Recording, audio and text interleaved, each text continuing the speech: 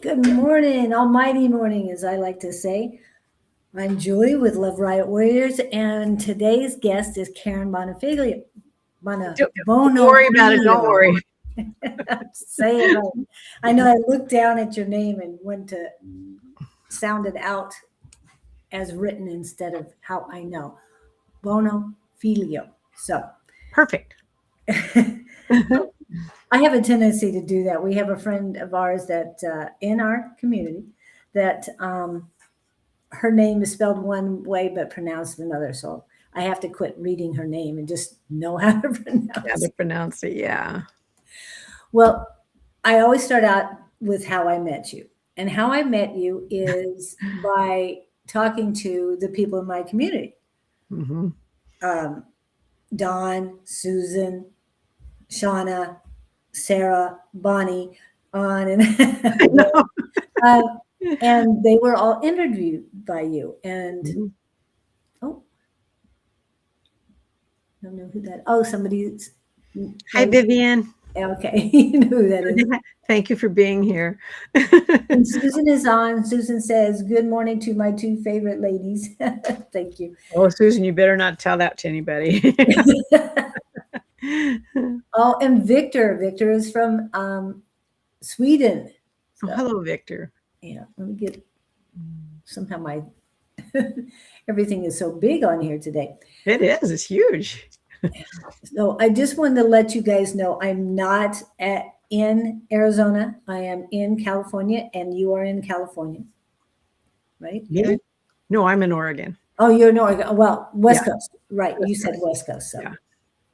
there's a lot of our friends in Oregon too. Hopefully, they come on too. Anyway, so everyone's saying I needed to interview since I started interviewing, and I figured, okay, let's see that. And then when I contacted you, hi Davy, um, I contacted you. You thought I wanted to be interviewed by you, and it's like, no, I want to interview you.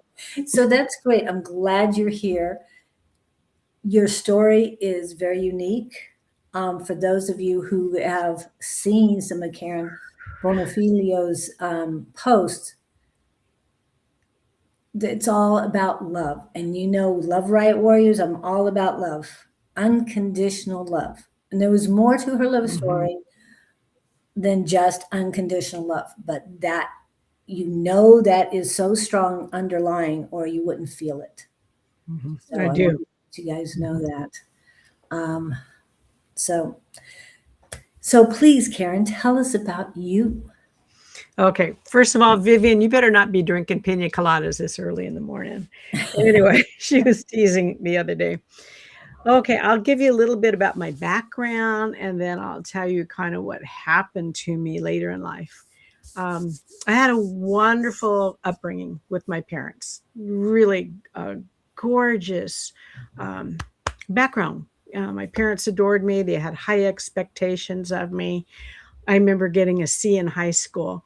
And my mom got mad, and I said, "Why?" I said, "It's average," and they go, "Well, you're not average." So I've always had these expectations. I was never sassy, but I was a rebel. I'd push that envelope, don't step over this line. And I go, oh, this line, as I'd step over it. So I did make my mom earn her parent badge. Um, but I was a good kid and I like to have fun and grew up riding horses and having real close friendships. My parents didn't always agree with my choices, such as my first two marriages. Um, my husband, who I'm going to discuss later, was my third marriage. And I can understand, looking back and experiencing what I did, why they didn't like those two men. But they were worldly, and I was young. I got married when I was 20, and I turned 21 the next month, and then started my career as a school teacher. So those marriages produced two different children by two different fathers.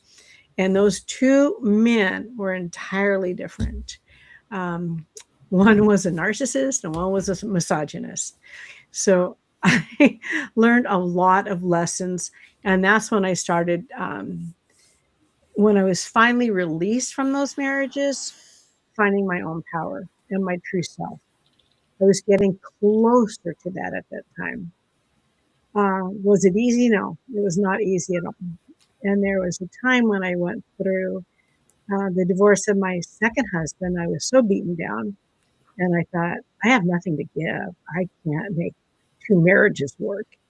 And sorry, You're good.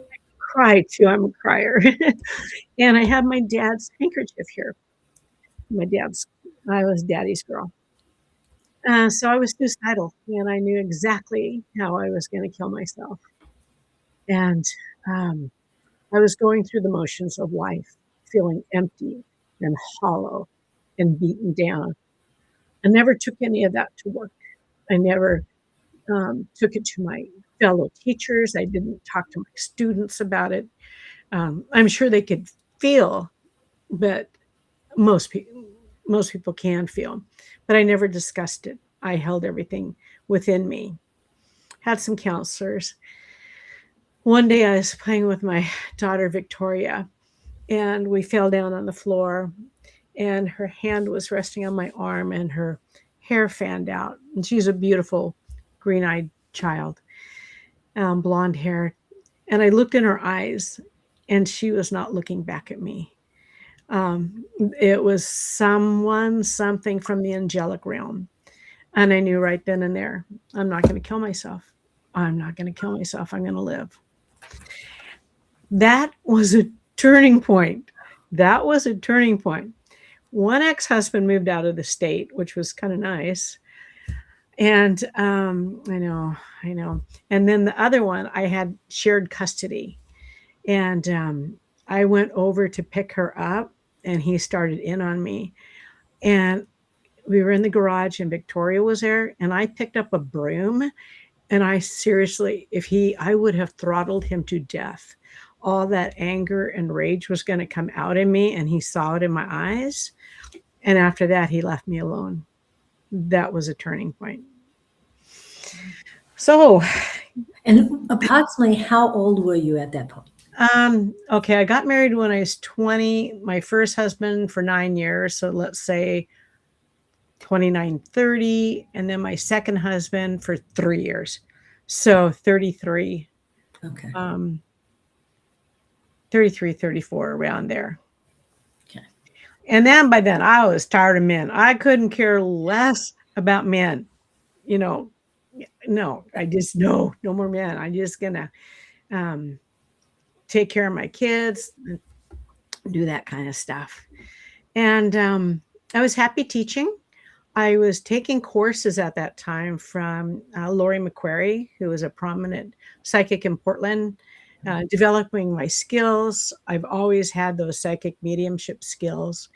And I had a palm reader read my hand when I was 16, 17. And she said I was going to marry a blonde-haired man. And I thought, well, I'm engaged to a black-haired Cuban. I don't know that's going to happen. But she saw my second husband. So chiropractic has always been a big part of my life. My neck, I used to get migraines because I had an S curve in my neck from automobile accidents and falling off horses and getting off horses. My mom adjust my neck, and she was horrified. And she said, you have to go see my chiropractor. Oh. Well, she was handsome as hell. She goes, you just got to go see my chiropractor. And so I did. I made an appointment, and I have ups and downs in my life of I got money, I don't have money, I have money, I don't have money. And it was one of those times where I didn't have a lot of money. Relatively no child support, hardly any from my first husband, and none from my second. That's why he wanted shared custody, so he wouldn't have to give money. Mm-hmm. But anyway, that's their stuff. Yeah. So I went, this chiropractor was having a, you bring a gift, and it gets donated at Christmas time, and they would give a free exam. So I went to see that chiropractor and walked. I turned and I looked at him, and it was to be my future husband, it was Carl. It was Bono. And I have never, ever experienced in my life. I turned and I looked at him, and he just turned and looked at me, and we didn't speak. We did not speak. And I could feel this energy just overwhelming me. And I know he could feel it too. And I just said, hi, and then went and threw the gift under the tree because I was embarrassed because I couldn't afford a really nice gift. Well, my husband was 6'3", a big, strong, muscular Italian, but he was a gentle giant. He just had a really soft heart, and he was a big kid. And he came over and he picked out the gift, and I was so embarrassed, and he was just fawning over it. And I thought, oh my gosh, this guy's really nice, and he's really attractive too. And I did have a boyfriend at the time. And so he became my doctor. He became my chiropractor. And I did have an S curve in my neck from the trauma that I suffered from being younger. And he got rid of my migraines that I had for years and put the C curve back in my neck. And he started hanging out at the house. The kids were at home still, and I had a girlfriend living with me. And he started hanging out, started cooking with us, and I got introduced to jerk chicken and Thai food. I never had Thai food. So my world was starting to open up. And we started playing racquetball. And I'm 5'2". He's 6'3". So here we go. And I could beat him in racquetball because I was shorter to the ground, and I could get it down in the corners. And I'm really competitive, and he's really competitive. And so, I really enjoyed beating this great big old handsome man that was so athletic. He eventually, he was hanging out so much. I broke up with my boyfriend. Oh, I remember a tender moment. I was laying on his table, and I had my eyes closed, and he was touching my neck, chiropractors. And he asked me about Rob. And I said, well, we broke up. And I felt a single tear come out. And he gently wiped that tear off my face. And it was so tender. Wow. I hadn't been with tender men before. Oh, wow. I hadn't. Nobody showed me that level of caring that he did. Oh my God. I love that man so much. But anyway, he started hanging out at the house. He eventually got in bed between the two girls. And my girlfriend woke up one morning, and she goes, did I miss something? And I said, no, he just didn't want to go home. So we became real close. Funny part of it is, she said, when I started seeing him, she had seen him in the West Hills, which is a very moneyed area in Portland. And he was playing craps. And she goes, oh, I know that guy. He's mine. I have dibs on him. And I'm thinking, what are we in high school? You have dibs on him. So eventually she found out of our attraction. So she moved out, and our friendship ended, but we became friends later. So Carl and I, this man had been married before. And when I was seeing him as a doctor, I asked, and he was dating someone. I said, why don't you marry her? And he said, why ruin a good thing? And I thought, that's a weird answer, but okay.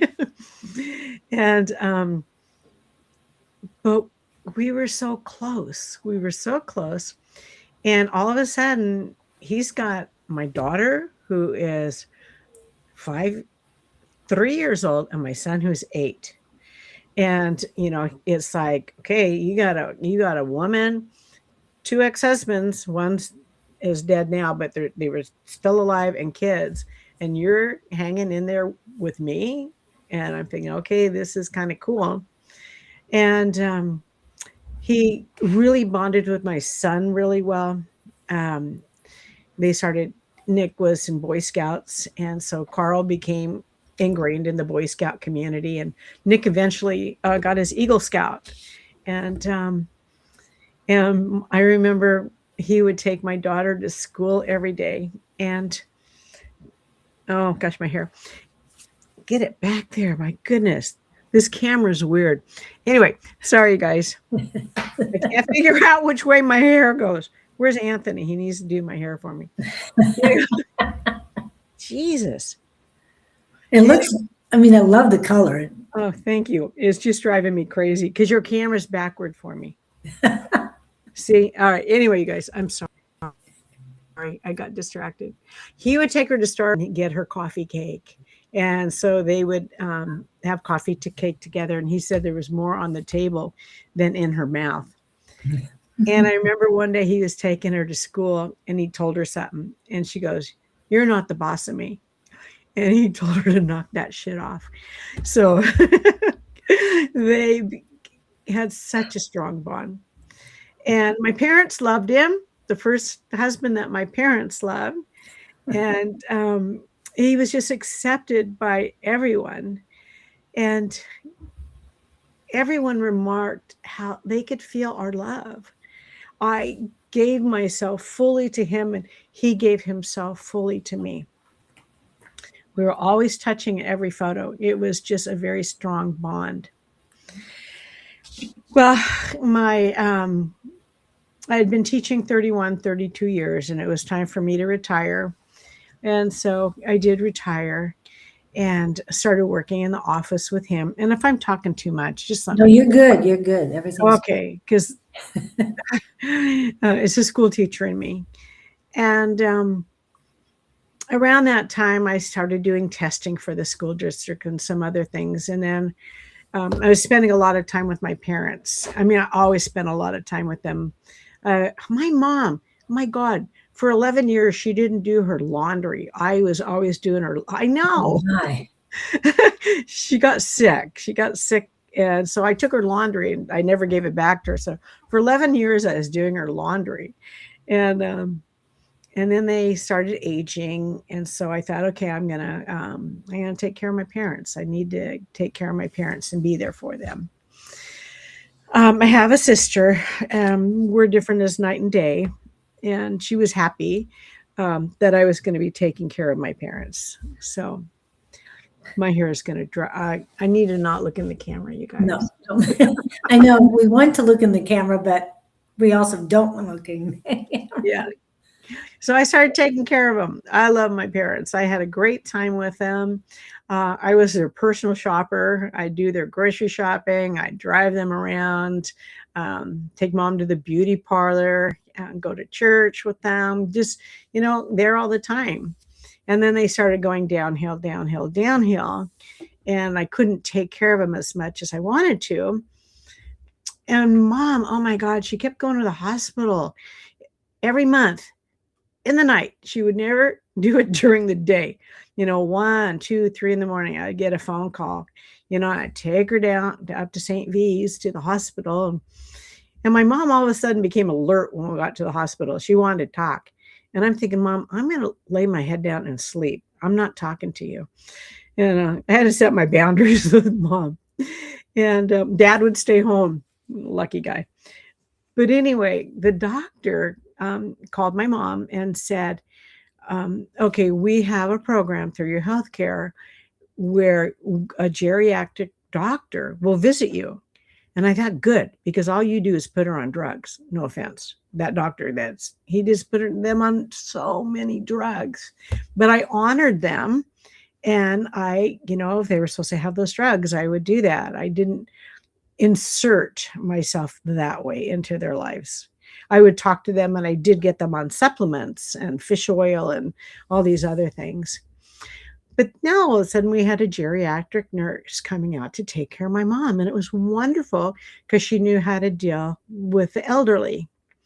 And at that time, she was looking at my dad and she goes, you need to have an evaluation for him. And I said, why? And she goes, I think he needs to be in hospice. And I thought, wow, really? And Dad's getting up there. He's probably 94 and Mom's 89. And so they came out and did an evaluation of him, and he needed to go on hospice. And I couldn't give them all the care they needed. So Dad refused to leave where he lived. So we got in-home care for them. Someone there in the morning, someone there at night, and then me in between taking them, doing things. There were gaps during the day where I was always with them. And I remember my mom had a really rough childhood, and her mom was not that nice to her. And I remember Mom, I was taking them some places, and I said, Mom, you're really lucky that you were nice to me, because I would not be doing this for you if you were like Grandma. And she goes, yes, you would. I said, no, I wouldn't.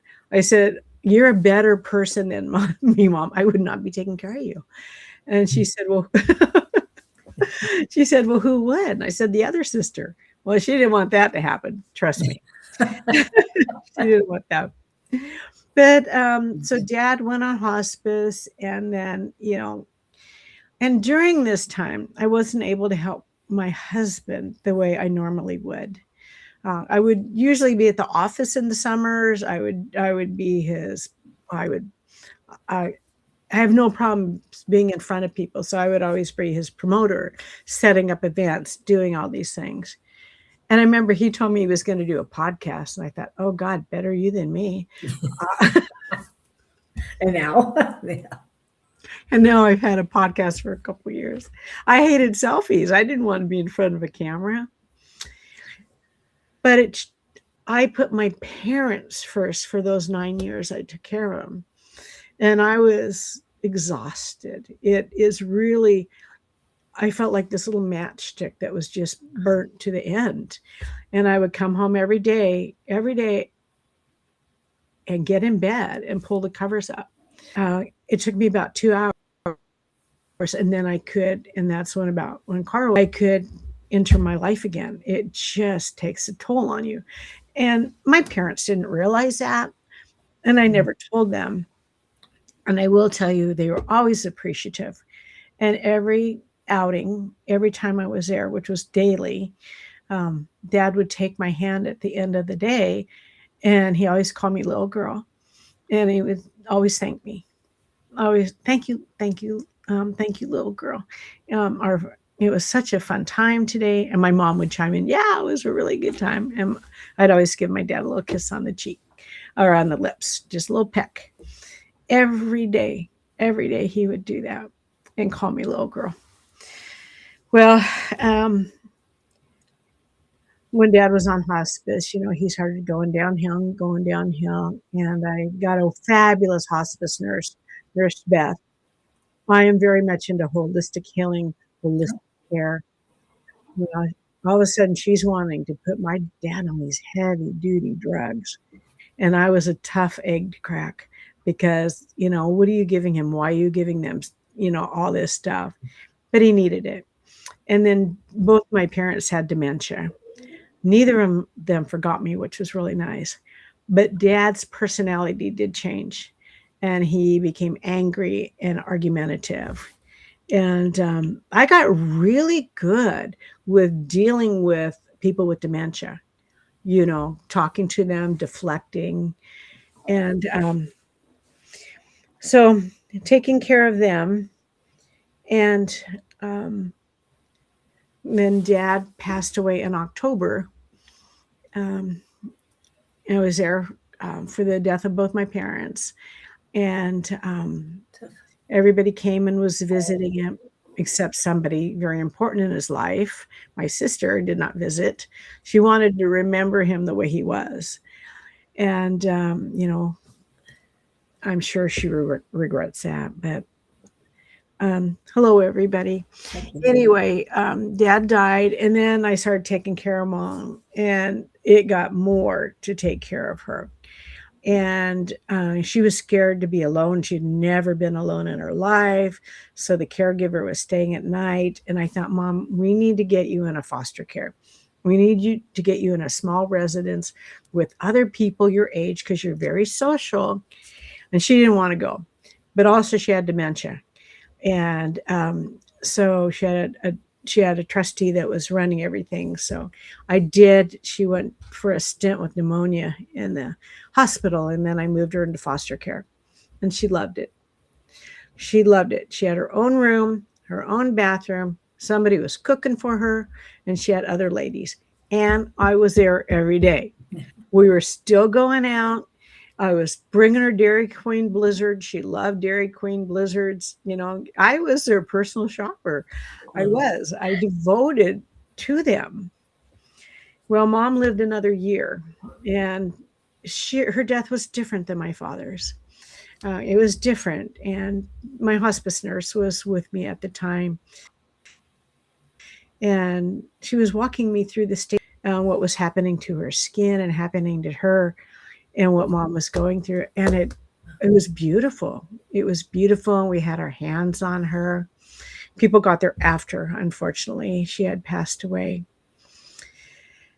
And when Mom passed, Mom was very, very psychic medium, spiritual like me. She never shut it down, never shut it down. When I would tell her I would see colors swirling around me at night, she always accepted everything I said. And when she passed, the lights flickered in her room, and Nurse Beth said, "Did you see that?" And I said, "No, I didn't." And then they flickered again. And I thought, oh my God, Mom's saying goodbye. She's finally free. And she died one death date short of my dad's. And so then Kristen came in, their favorite caregiver. And the minute she came in, the lights flickered one more time to say goodbye. Yeah. It was beautiful. Beautiful. I can't even imagine it was like, but I want to go back to what you said about your dad. Mm-hmm. That his attitude, his demeanor changed. Yeah. He was grumpy. Now, after experiencing my dad going through some things like that, we noticed that it was in the afternoon. Did that happen in the afternoon? Was he worse off than he was? That's sundowners. Sundowners, yes. Sundowners, yeah. No, my mom was sundowners. My dad, it was just, I never knew when I came in how he was going to be. And I remember getting a phone call from one of his caregivers and said, "Karen, you got to get over here." I go, "Well, I'm getting ready to take Mom to the doctor." I said, "Do I need to cancel that appointment?" And she said, "Yeah." And I got there, and she was trying to get him dressed, and Dad was so angry with her. And I just said, "What's going on, Pops?" And she goes, she won't let me go home. And I said, "Well, I'll take you home. I'll take you home, Pops. But I need you to get dressed so I can take you home. And you got to take your vitamins." Which, where'd you go? Are you coming back, Julie? Yeah, I'm back. Okay. Looks better. Which were not vitamins. They were his chill pills. Yeah. And so I got his anti-anxiety, and I got everything inside of him. And then I said, "Okay, Dad, get in the wheelchair and I'll take you around." So I'm pushing him around, this retirement community, and we go one floor above his room. By then the meds are kicking in. I go, "Dad, look, your name's not on that door." "Oh, I remember seeing your name, Dad." And I said, "I remember where it is." I'm talking to him like a child. Right. So I take him back down to his room, and I go, "Dad, there's your name and Mom's name." And then I open the door, and I go, and Mom's there. And I go, "Oh, there's Mom too." And so then he was fine by then. It all kicked in, So thank you guys for all your support. So now I had time for my husband. My husband had been put on hold for 9 years. I felt my parents came first. And, I just couldn't be the wife that I wanted to be with him. I couldn't take off and go on trips, and if I did, I remember going on a couple trips, I would get a phone call, and I think, do I have to go home because my mom's freaking out, and they can't handle a couple times when I was across the United States. And I thought, Carl, do I leave? What do I do? So I was finally going to get it devoted to my husband, and I was going to have a marriage back that I had and the fun times and such. COVID struck. It was 2020 and COVID struck. And So we invited the kids over, and we were going to have a big celebration for my daughter's birthday. And I'm East Indian. I know I don't look it. I'm the lightest East Indian you'll ever see, but I'm half East Indian. And we love Indian food. My husband, being a big man, had a very big appetite, and he would eat a lot. And thank you for the love. Thank you for the love. I appreciate it. And after dinner, he remarked, "Honey, I don't feel good." And I said, "Well, just go upstairs and lay down. I'll clean up the kitchen. No big deal." Kids laughed, and I cleaned up the kitchen and went upstairs. The only place during those 9 years I could truly relax was in bed. And he was laying on the bed, and he was still in his jeans, and that was unusual. And I looked at him, and I said, "Are you okay?" And he jumped up and goes, "Honey, I'm fine. I'm fine." He didn't want me to worry about him. He didn't want me to worry. So he got up, went changed into his jams, and then he went downstairs. I watched TV for a couple hours and went down, and he's sitting in his big red chair. He had a great big grin on his face, and he goes, "I feel better. I drank some apple cider vinegar, and I feel better." And I said, "Well, good. I'm glad." And I sat down on the couch, and both dogs on the side of me, and I'm petting him. And this is a ritual we had every night. I'd pet the dogs, and I'd turn and look at him, and we'd talk. We'd talk about our day. We'd talk about the next day. We would just talk. We had this time together every night. We talked, even when I was taking care of my parents. And then I would always go over to him and kiss him. And we would always, every night, say, "I love you." That's how we always ended our night. So I went upstairs, and he followed me. He usually would come to bed an hour later. That was unusual, but he would also go into the office and do meditations. So I thought, okay, he's going to go do his meditation. I went to bed, and I felt him come into the bed at 10:30. And I thought, oh, don't wake up. Just keep sleeping. And I wish I would have wakened up. And around 1:15 in the morning, I had to go to the bathroom, and I looked over, and he wasn't in bed. So I figured, oh, he's in the bathroom, so I'll go in the other bathroom. When in the other bathroom, came back, he's still not in bed. I'm not thinking anything yet, because like I would walk into the bathroom, and he was there, and he'd go, "What are you going to do, woman? Sit on my lap?" You know? And so I call out to him, and then I turn on a light, and he had, I guess, collapsed on the floor between the bedroom and the bathroom. And I knelt down, and I touched him, and he was cold to the touch, and he was all red. Now, I had experienced the death of my mom, and I had experienced the death of my dad, and they weren't red. But I don't know. I'm sure somebody in the audience knows why. I think he died shortly after he went to bed. And I remember shaking him and saying, "Honey, you can come back. People die. They have near-death experiences. They die. They come back in their body. You can come back into your body." Well, he didn't. And so then we went through, and I'll spare you all the details of, calling the family members and having everyone come in and having the mortuary come and take him away. It was pretty horrific, It was really, really hard. And he was going to live till he was 90. And I thought, I'm going to die between 68 and 72. I'm still feeling good, and I'm just going to check out. Well, grief. I don't know how many of you out there have experienced that deep, gut-wrenching grief. Life doesn't prepare you for it. You have no idea that you're going to be run over by a train and gutted, and your heart pulled out and just wrenched. It eviscerates you. It's horrible. Nothing prepares you for that. One of the lines in your book is how you're going to give me here, is that it hurts worse when the love is so, and I'm not quoting Yeah, directly, when the love is so deep. You two had such a deep love. And I'm not just talking about unconditional, but romantic, spousal. I mean, there's so much layers of love that you two had. we And, did. and as I said, that every time I see a post of yours about your husband, the love is so strong. And every time you talk about him, the love is there. And he's there with you, as you know, all the time. All the time. Right And now.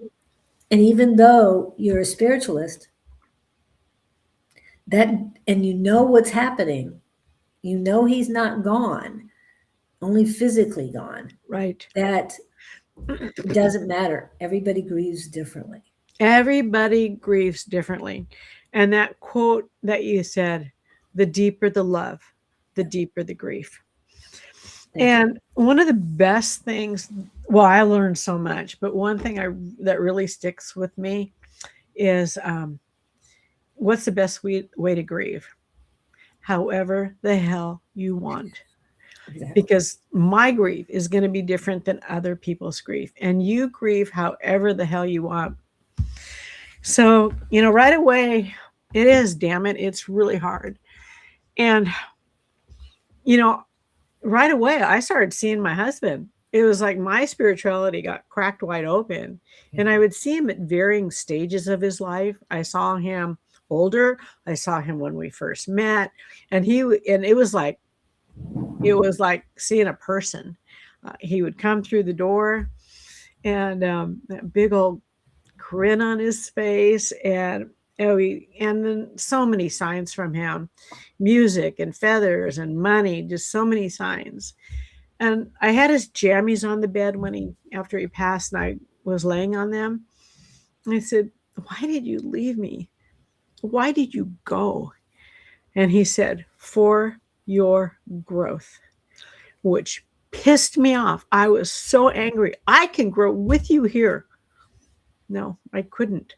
I could not have done what I have done the last 5, 6 years now if he were still alive. Whew. Okay. So started seeing him, and the stages of grief.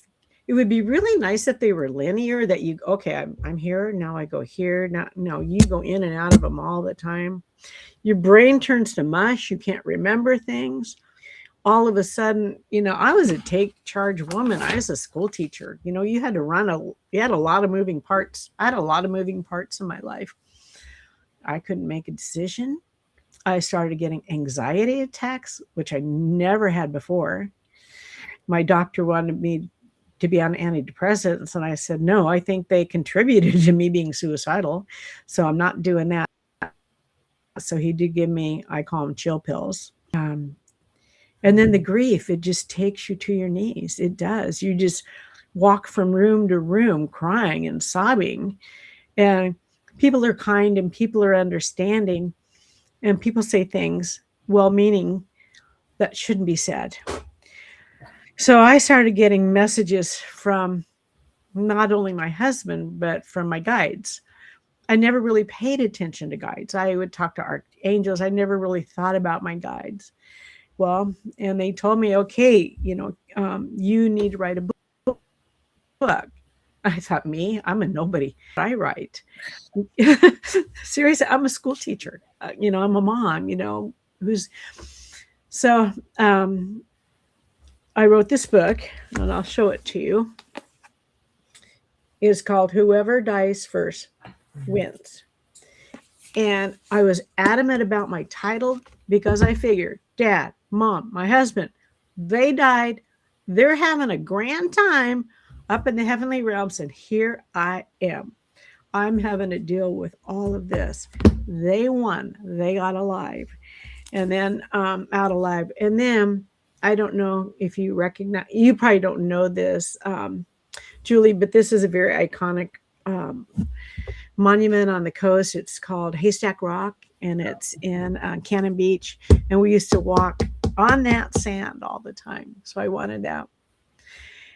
And I knew if I could help just one person, just one person with what I would write that book.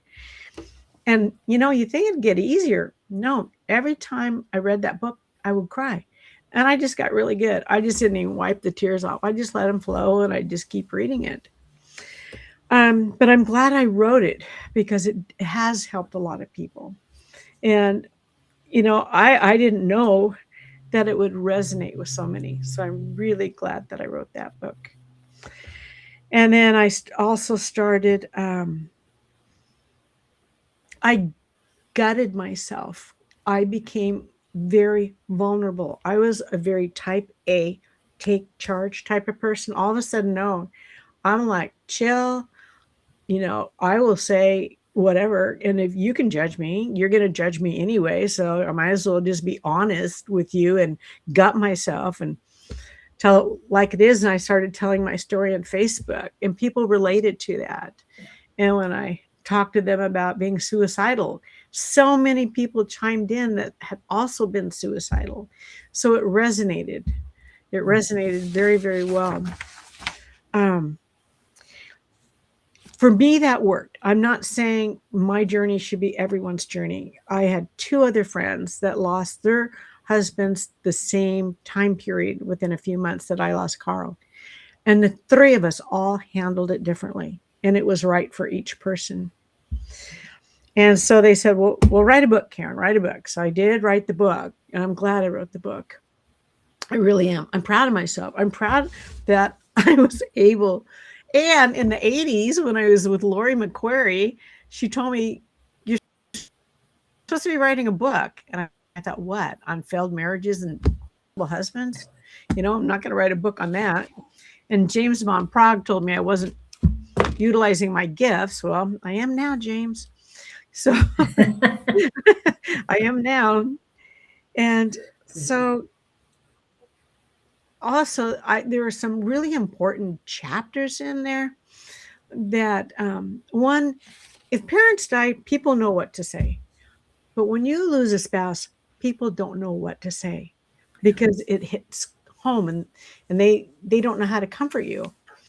And people would say to me, oh, he wants you to be happy. Well, I was still polite when I was grieving. I wanted to say, well, he shouldn't have fucking died then. But I love that line. I do. I wouldn't say that to them because they were well-meaning. Right. So I have a whole chapter on what to say to a widow and what not to say to a widow, because there are certain things you don't say and certain things you can say. Yeah. So my growth is starting. My growth is starting with Carl. Mm-hmm. And then I thought, I'm going to start a widows group. I'm in the shower, I get these messages. Okay. So then I start a widows club with people in the area. And for the last 6 months, we meet the first Thursday of every month and gather as a group. And sometimes we talk about things, like that. And sometimes we don't. Usually the holidays, we discuss being, taken down by grief a lot more than the other days. Count on your friends. I think the hardest thing for me is I didn't want to be pitied. I didn't want to be pitied. So I wouldn't ask for help. And I had to start asking for help because that fireman husband of mine took care of me for 26 years. He just took care of everything. We were so devoted. I took care of him and he took care of me. So accept help. If you're a widow, don't be scared to ask for help because people want to help, but they don't know what to do. Yeah.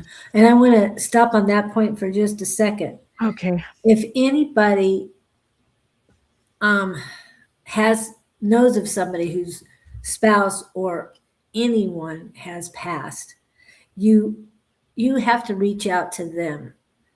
I know you were saying that ask for help, but call me when you need something. Well, they're not going to call you. They won't. So you have to show up They won't. for this person. They won't. Yeah. And that's what my friends did. They prepaid for meals at a restaurant for me, or they would send me gift cards for restaurants, or they would show up with things on my doorstep. You know, you don't have to answer the door, but I'm going to be leaving you these things out here. Yeah. Which was really nice. And or they just do these things. They didn't ask, they just came. And that's so important, Julie. Just think, how can you help? And then do it, because we won't call. Now I will 5 years later, 6 years later, but back then I wouldn't call. I would not call. Also, the last thing I was when I lost my husband was grateful. I wasn't grateful. And so I knew that I had to start changing my vibe. He would send me songs all the time, and I would listen to those songs because I knew he was singing them to me. And in fact, I heard one today. It was one of Louis Capaldi's song. I can't remember the name right now. But I took pieces of paper and I would write, give gratitude. And I taped them to all the doors in my house. And I wasn't in a very gracious and thankful mood. But every time I walked to that door, I would say 5 things I was grateful for. Every time. And then I thought, okay, I'm going to say 5 things about myself that I'm grateful for. I'm still alive. I'm grateful I'm surviving this. You know, anything started helping me change. And years into it, I'm thinking, when is this going to lose its hold on me? You know, I'm tired of crying. I'm tired of feeling this way. But it took about year 4 where I finally started to feel happy, where I wasn't pretending, because I would pretend, you know. Year 3 and stuff, I'd be pretending. Before I finally started feeling happy. And so it started getting better. And then Karen, you need to make videos. Oh God, videos. Okay. So Lathan and I got together and he showed me how to make videos. And they said, just be honest, Karen. You just need to be honest. And so, okay, I'm going to be honest. I'm not going to sugarcoat anything. I will tell you what I'm going through and what I'm thinking. And so I started putting out videos.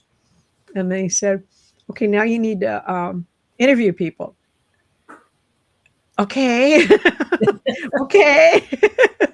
And so, and God bless Kristen Miller and Susan Grayson. They were 2 of the first people that I interviewed, and they were like the nicest people that you could imagine.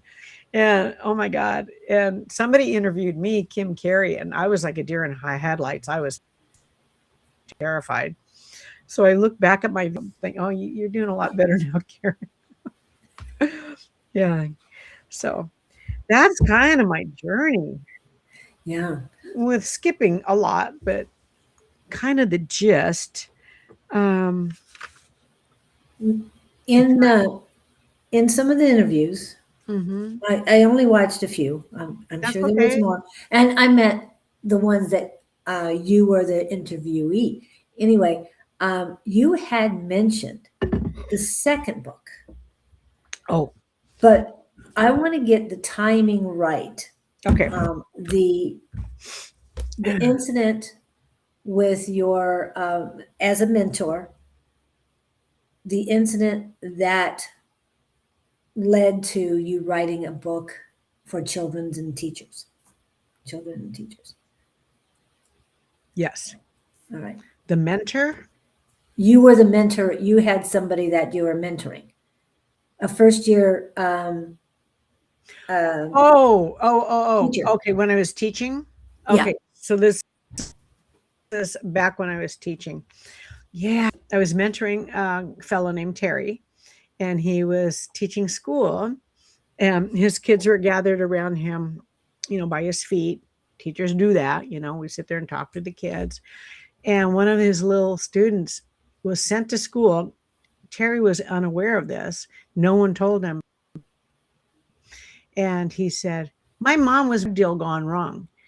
And Terry's, eyes. And then all the kids start, oh, is my mom going to get murdered tonight? And they're all upset and crying. And he's trying to settle them all down. And then I remembered that memory from so long ago, because I got that kid later, 2 years in my room.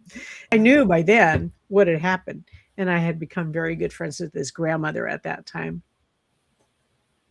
So I thought, we need a book. We need a book, not a religious book, but a book that's going to let you know that, okay, death is just part of life. Life is eternal and it goes on. And so I knew I wanted to write a book for children. Thus, I wrote Angel Paws on the Rainbow Bridge, a doggy's tale of love and hope. And this is my dog, Bean, and the other one is my dog, Maddie, who are laying by me right now. And this book is about them. And I could see me reading this to a classroom of children. I could see a hospice worker taking this to a family, being in church. But it's not religious, but there are angels in the book. There are angels in the book. I don't want to give the book away. And shout out to Dawn Rumor Rivera for helping me get it up on Amazon, because I am a spaz when it comes to that. And Dawn's just like really patient and nice. Yes. So you have a beautiful community, Julie. I have interviewed so many people in your community, and they are truly beautiful. And they were some of the first people that I interviewed. Yeah. Well, I've got to make mention, you are now a part of that community. Am I? Yes. Oh my of course gosh. you are. I mean, you're a part of us. So, I mean, I feel honored. You even interviewed Bill, Susan's husband. Yeah. I mean, oh my wow. God. You guys, if you haven't heard that interview from Bill, his near-death experience, I was just, my jaw. It was fascinating. It's fascinating. Yeah. And Susan and Dawn are coming on live in March. So you'll have to tune in and do a Q&A with them too. Yes. Yeah. And I love the fact that you're going live now too. I haven't been able to watch any lives right now, driving from the Phoenix area into Long Beach. Oops, there she goes. She's back. I don't know where you went, but you're back. Hey, I'm back on the other side again. We'll keep switching. Musical chairs or something like that. Yeah. But I was able to listen to your interview with Sarah and Shauna. I started the one with Dawn, but there were 2 interviews that you did that I was listening to on the way. Yeah, when 2 with Dawn. It's working. I think 2 is Susan too, maybe 3. I don't know. I think 3 maybe was Susan. I can't remember. Okay. Yeah, I'm definitely I'm going to listen to more, but like you said, you have a lot of videos. So when I could get them primed and ready and working, so. That's okay. That is another thing. Like I said, I didn't like being on camera, but all these messages are so important to get out to people. They are. And every psychic, every medium has a different flavor. And you will find the ones that resonate with you. And out of all my interviews, and none in your community, and none in the Sacred Spiral Network community, but there have been only 2 people that did not resonate with me. And those interviews were very short. And it just wasn't working. It just wasn't working because they were on my channel for the wrong reasons. Oh. They were on my channel to promote themselves. Oh. And that's not the intention of my channel. My channel is to get these people out here, and they can help you and find the ones that resonate with you and reach out to them. And a lot of people have done that. I know that a lot of people get bookings. And you know what? This is behind the nicest, most gracious, most loving people in the spiritual community. I'm not kidding. And I know my regular friends get tired of me saying that, but it's true. They do. It's true. They're very uplifting. Yeah, we're not in competition. And I want to tell, reiterate Yeah. that to everyone. There's plenty of help needed out there, and Yes. that's what we're here for. And we aren't competition No. at all. No. Everyone's so different, like grief and dealing with it. Everybody does it differently. Oh, I do want to read you one passage Okay. from my book. It's toward the end. So my book, one of my editors, the second editor, was so good. He's saying, Karen, you're talking about a lot of things that people don't know about. So we had to put in spiritual boxes so people would understand, okay, this is spirit talking. And then I also had my dogs in there talking too for explanations, because this community, you know what we're talking about, but the rest of them don't. So we had to do that a lot.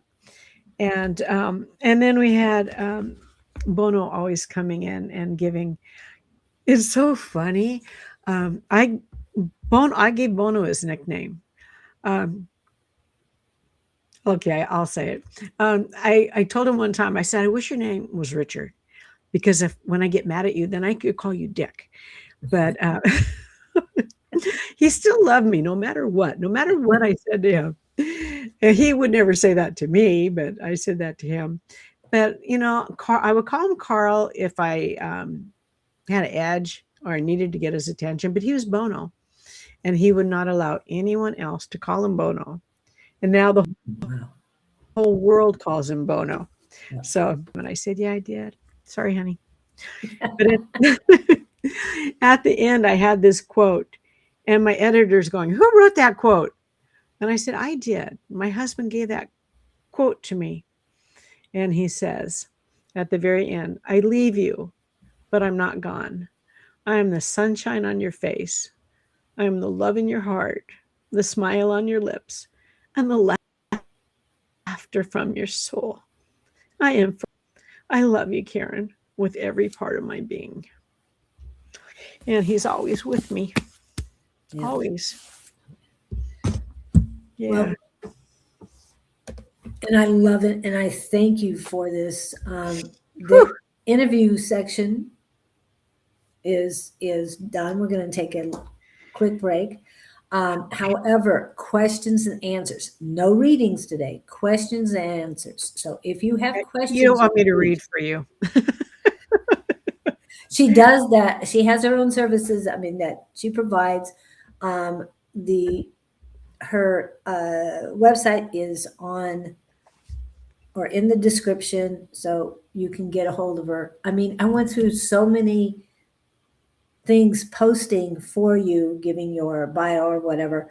And this morning I came in and they were all too large. And I'm going, wait a minute, I changed that. So I grabbed what you had written about you. Hi, I'm Karen Bonofiglio, and You got it.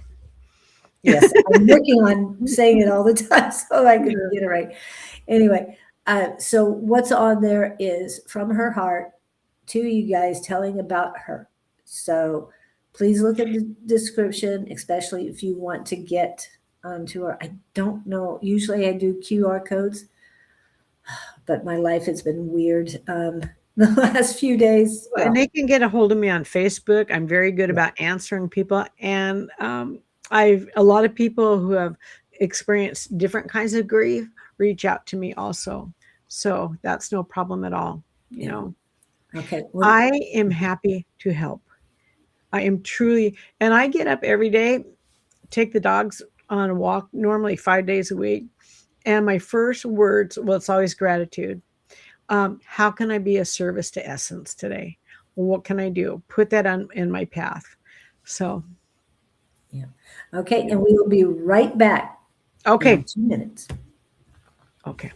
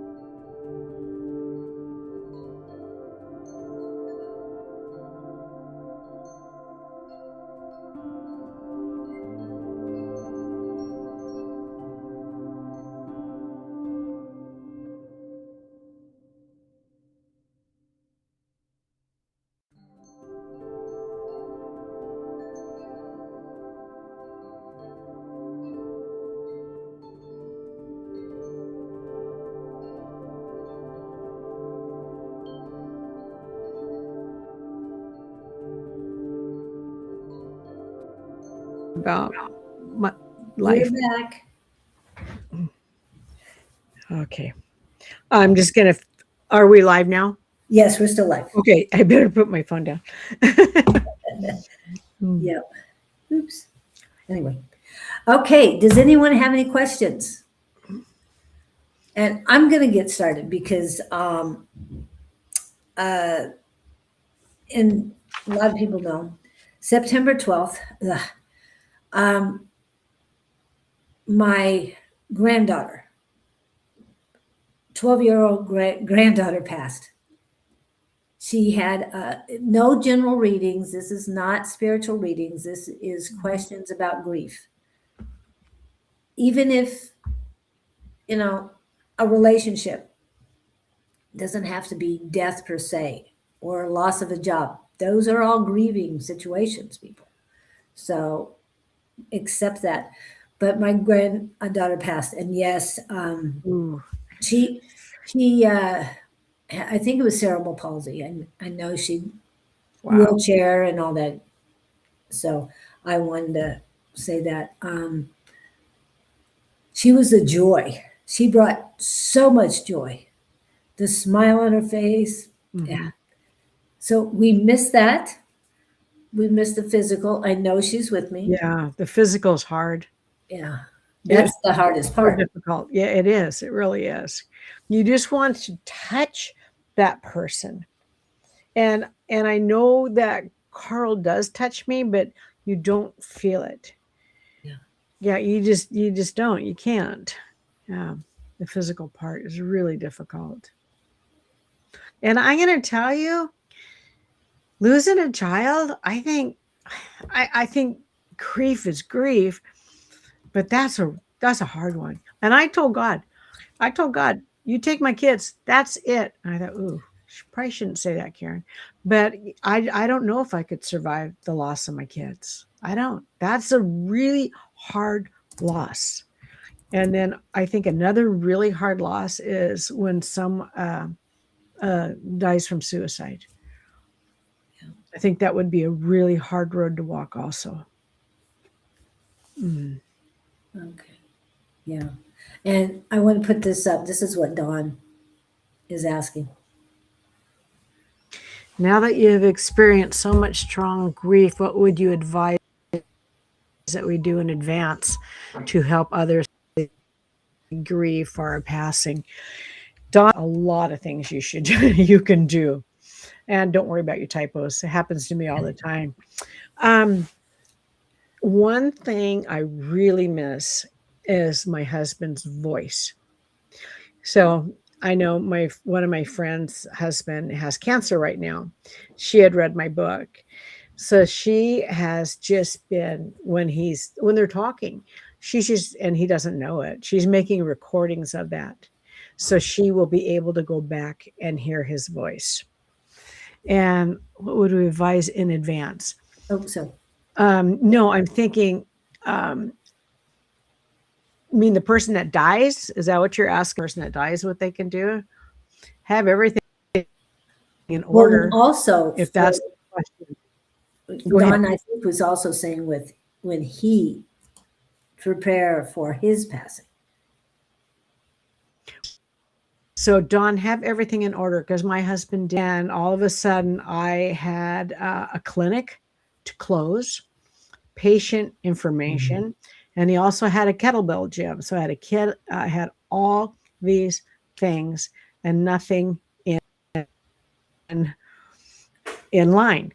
Got life insurance years ago, and if you don't have a policy for your family, do that too. I mean, that would really be helpful to people. I hate to say that, it sounds really morbid, but having that. So do things to prepare. It would be nice if you could write letters and have a letter for everyone that you love that impacts you, that they can open at some point in time when they're ready. That would be really good. And my mind is blank. So if anybody chimes in with some more things, what you can do in advance. Well, with Dawn, he can do a video for each person. Yep. Do a video. Yep. Do a video. Yeah. Might not be years the way things are going.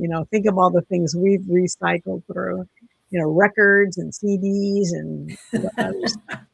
Yeah, I'm sure there'll be something other than video. I'm sure you'll pop up in that person's place or something. Yeah, they are going to miss your essence. They are going to miss your essence. So anything that you can do to help them remember you. Yeah. And the letters, something to hold on to and read Yes. as many times. I like that idea. Mhm. Mhm. And but what about, we'll say, someone's spouse? How can, love the idea of recording? Oh, okay. How can you get them to do things? What would you record young adults with, and grief about losing the future? Hold on a minute. That's Yeah, but John, if you record personally for each person, that's going to mean so much to them. yeah, If you tell them your feelings and how they've impacted you and give some examples and tell some stories, that's going to be special for them too, to get that personal message. yeah. So I need to follow my own advice and do that for I did write them letters years ago and I sealed them back in the 80s. I have no idea what I said. I'm not going to open them. They're going to get them that way. But I think I should do that now again too. Okay.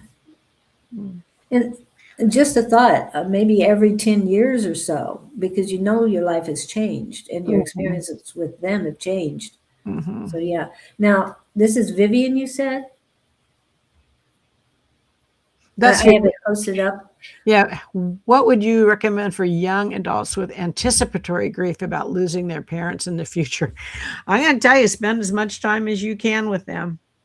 Oh, you know what else I did? I got these really cool books. And one of them says, My Mother, Her Life, My Father, no, My Mother, Her Words, My Father, His Words. And I interviewed my parents when they were getting up there. And I would write down everything. I learned so much about them. I learned everything in verbatim what they had gone through. And there was one about what one secret have you never shared? And my mom told me, but my dad wouldn't tell me. I go, Dad, tell me. He goes, I'm not telling you that. Yeah, he wouldn't. So those books were really nice. And I have those and I can read those about my parents. And then I will pass them on to my kids. So they'll have them about their grandparents also. Yeah. Pictures are wonderful too. Pictures are wonderful memories. Videos are wonderful memories. You really, truly can't. You are going to experience that grief when they go. You don't get out of it. You will have it. But have something that you can fall on that's going to lift your spirits. I know that, and I know that probably many people are psychic mediums on this channel, I would think. Yeah. And getting messages from them, being open to that and getting messages. And if you aren't a psychic medium, contact one and get readings and have your parents come through would really be helpful too. Now, what about my daughter becomes anxious when she thinks about losing me? She needs reassurance that you're really not going to be gone, that you will be there, but just in a different form and in a different way for her. And my mom, when she was getting ready, she goes, I'm going to bring you the smell of coffee. I said, sure, I love coffee, Mom. So she brings me coffee, but she also does a lot of other things. So you could talk about some signs give to your daughter so she knows that you're around. Because I can tell when my parents are around, they give me certain signs and I know it's them. Yeah, I'm sorry about your daughter. Yeah. Oh my gosh. Well, I want to pop this back up. And this is sort of like, I'll pop it from the other side, maybe scare them. Yeah, but that's a great idea. The recording for each. Thanks much. I'm going to tell you, Dawn. So my son-in-law, I'm going to scare that, but Jesus out of him. I'm going to knock on the bedroom wall. just to scare him. And I told him that too. I said, I'm gonna come back and scare you. Yeah. So I understand, Don. Do it. Do it. Yeah. Harley, you are chiming in a lot. I don't know who you are, but you're pretty cool. She's part of our Tuesday night squad. Oh, she is. Well, maybe Yep. I need to talk to Harley. For some reason, I've missed you, Harley. Yeah. Yes. She's an actress and a few other things. Yeah. She's very, very talented. Mm, And I don't mean just in creativity. Okay. yeah. I've been trying to teach my daughter about how to communicate with me when I pass. Like you were just saying, the different things you're going to do. The That different sounds things. great. Yeah. And dreams. Come to them in your dreams. And lights. Lights are electricity things are the easiest way for spirit to come through. And Carl used to flicker this light all the time too. So dreams and lights are the easiest way. I'm going to say, Vivian, for her comfort. I mean, I got the signs. I love seeing my husband. But I also, the minute he died, I started seeing the psychic mediums in my area. Now, normally, I know these people. Normally, they say to wait for a little while, but I started immediately, and they understood, and they knew me. So they knew I could handle that too. Yeah. And that was very reassuring. I mean, I knew he was there, but I needed to have that confirmation and that affirmation that he was there, even though I knew it, because it just wasn't getting from here to here. Yeah. So would you suggest that she take her daughter to mediums now so that she gets an idea? Yeah, that would be a great idea, Julie. Yeah, let him see. Because I know a lot of people that I've helped along my journey didn't know anything about psychic mediums. And so I would say, okay, this is how it's going to go down, and you're going to want to ask some questions, and we can develop some questions for you so they know what to ask. Because some people want specific answers, some people just want, here I am, tell me what's coming through. But yeah, that would be a really good idea. Yeah. I want to post this that Sandra said, in this physical world, I talk to my loved ones knowing they can hear me. Okay, so they've already passed. And then Katie, every time my mother has come to me in my dreams, she is getting on to me for something. Hey, my mom did yesterday too. What happened yesterday, Stu? Well, it wasn't a dream, but she got Okay. on me. Okay, so Nadine is a really good friend of mine. She's chimed in, and thank you, Nadine, for being here. And we get together once a week, and we do a little evidential psychic mediumship on each other. She's in my trance meditation class with me also. And she goes, "Oh, your mom's here. Your mom's here," and she's adamant. And I had this is kind of weird to say. I get this wild hair probably once a year, and I get on one of the dating websites, and I got on Match.com. And the thing about it is, I'm not going to meet anybody. I'll meet you on a video, and I'll talk with you, and I'll look you in the eyes, and I'll see if this is going to be something that we're going to be interested in. I'm not getting all gussied up to meet with someone and want to leave within 5 minutes. I know it sounds really bad, doesn't it? But anyway, Match.com was sending me people that were 58. Okay, I'm 70. No, thank you. 58 to 85. They weren't keeping my parameters. And then they would send me people all over the United States. I said, 30 miles, not Canada, not Montana. And so I canceled my membership with Match.com, but they want to still charge me. And during this time, 3 guys that I was having a chat with were not who they said they were. Oh, wow. So they got I don't know, excommunicated. They got Banned. off there. And so yesterday, I'm sorry, this is a little long story. I thought, I'm not paying you guys. I am not paying you 3 more payments. You guys didn't represent. You guys committed fraud, and you hooked me up with people that weren't honest. So when they charged me, I called my bank. I said, And I explained everything. So they reversed the charges. Well, guess what? I'm now banished off of Match.com. I got a letter. And then Nadine says, your mom's here. She's got her hands on her hip. You don't need any Match.com, man. You've got this.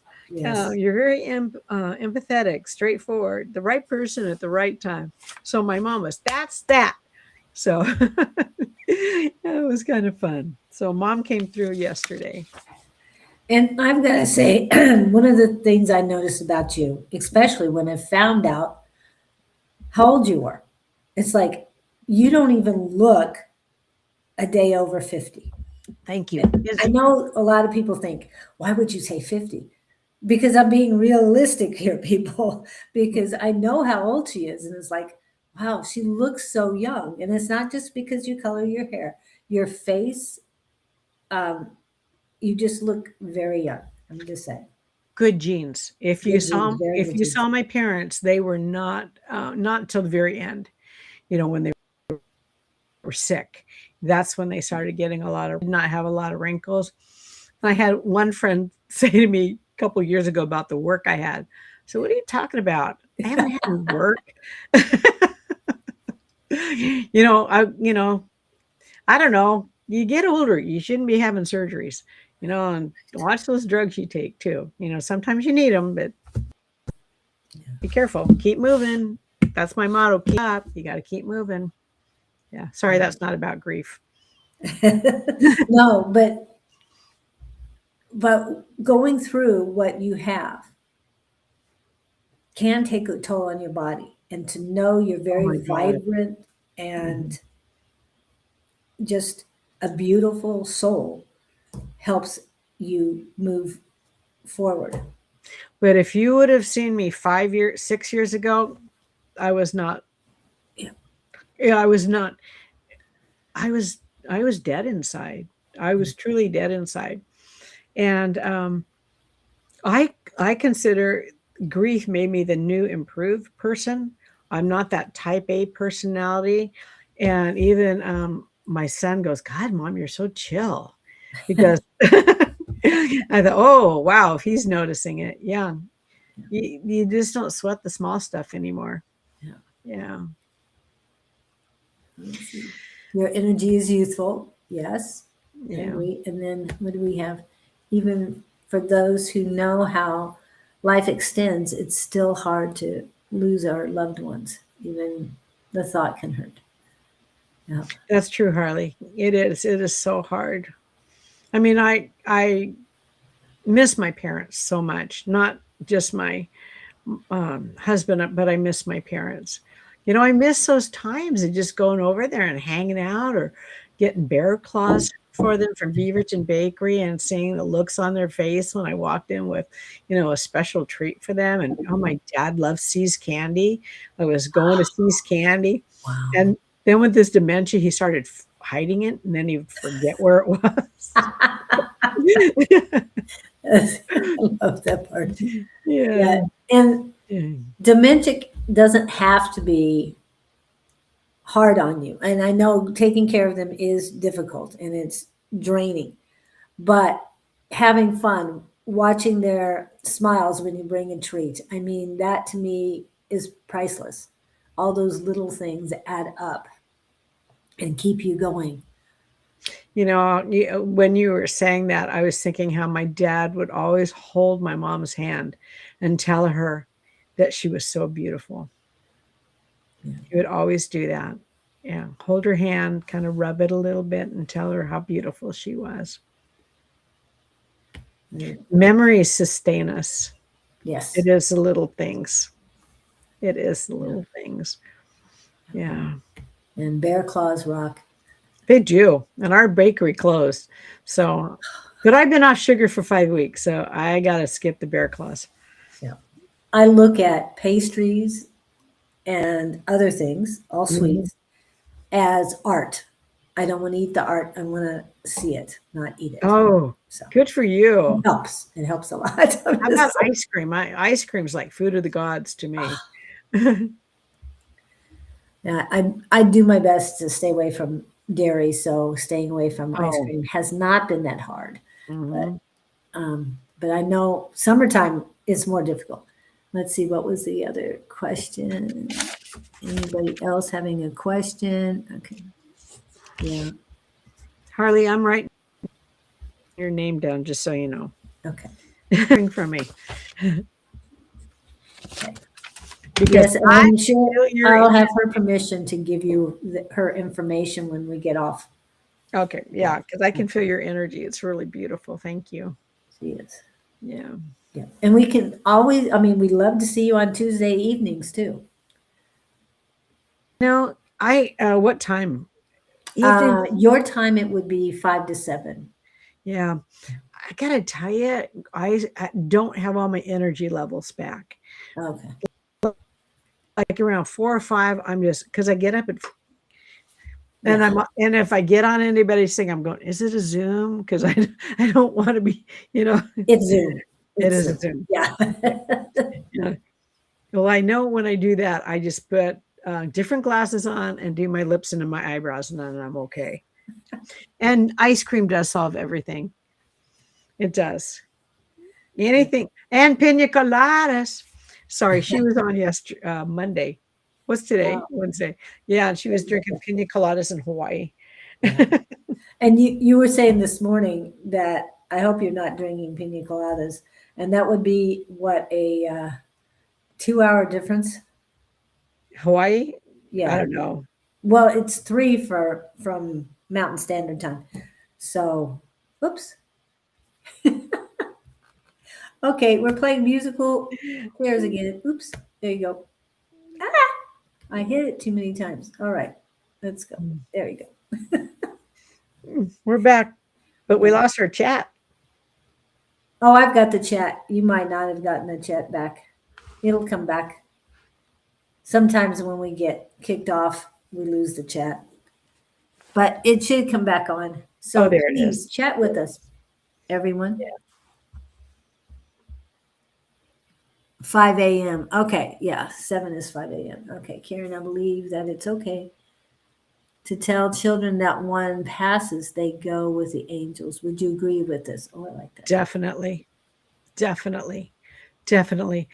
That there is someone that's going to be there for you and to take you, and you're just going to feel so much love, and they're going to reunite you with your family, and that your loved ones that are still here will be coming. So the angels are perfect for that.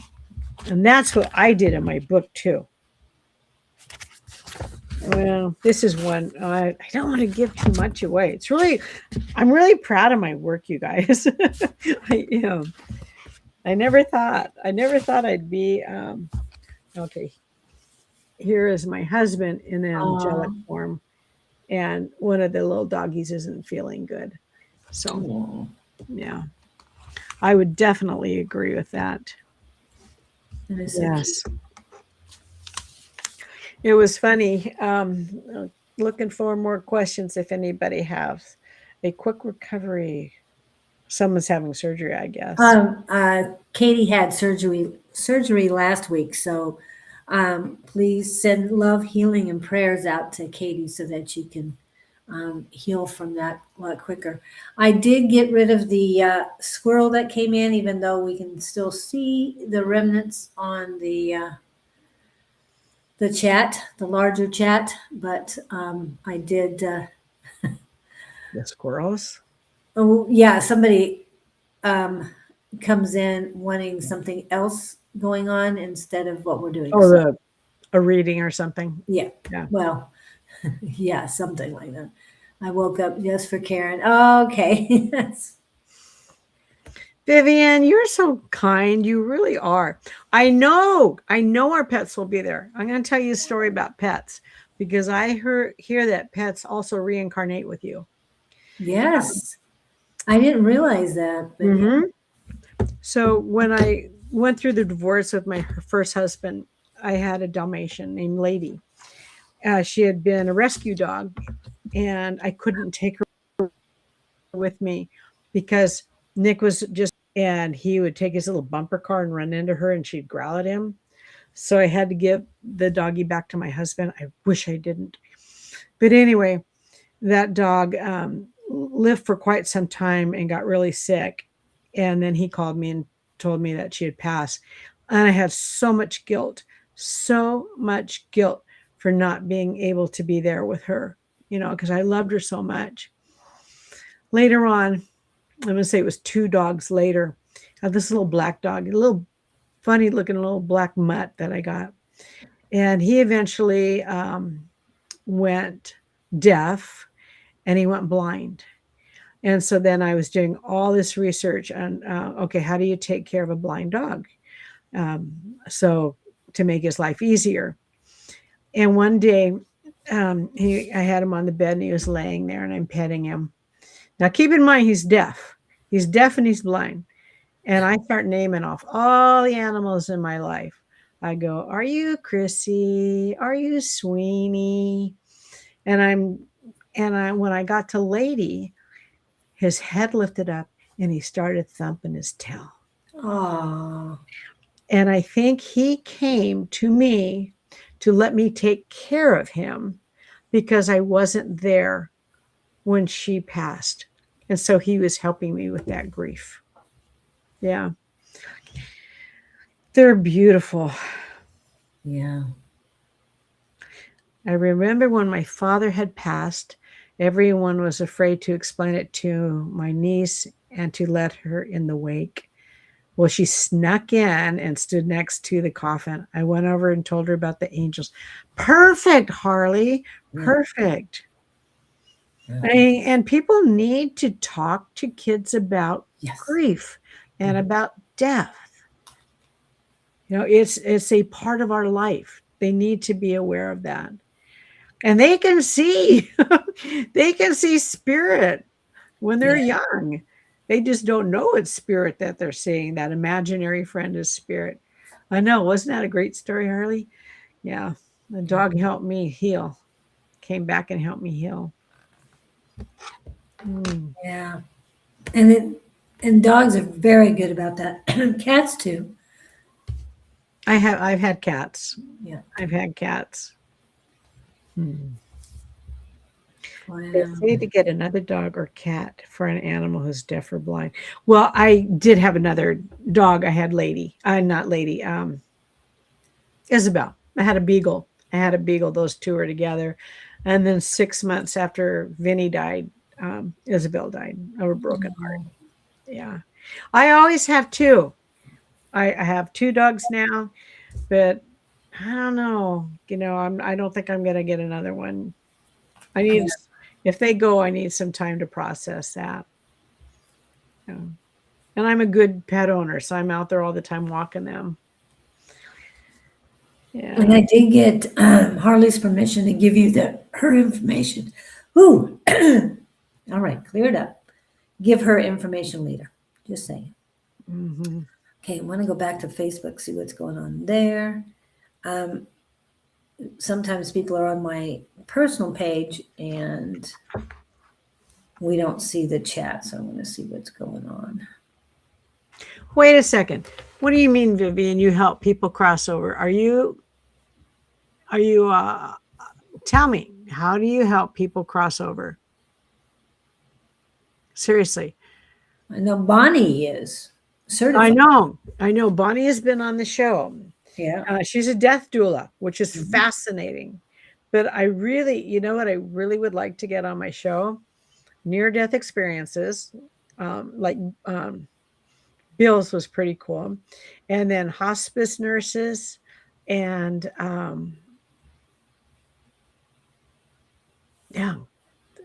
more death doulas.